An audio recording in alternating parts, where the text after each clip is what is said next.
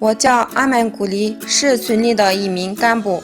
我的工作不仅仅是给当地村民讲健康知识，还会去村民的家里做一些人口调查的工作。在工作的过程里，我发现外地来新疆打工的人很多。在上班还是上学呢？上班。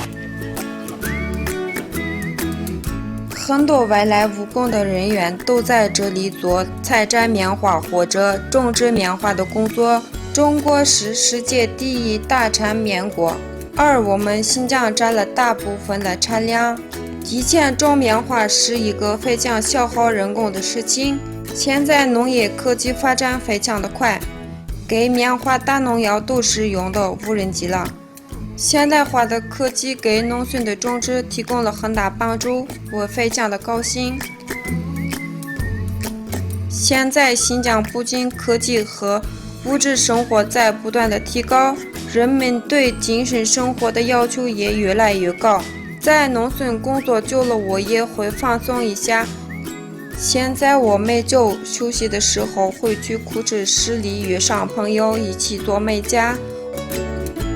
我的另外一个朋友在那里开了一个礼品店，他的礼品店非常漂亮，有各种各样精美的礼品和漂亮的花朵。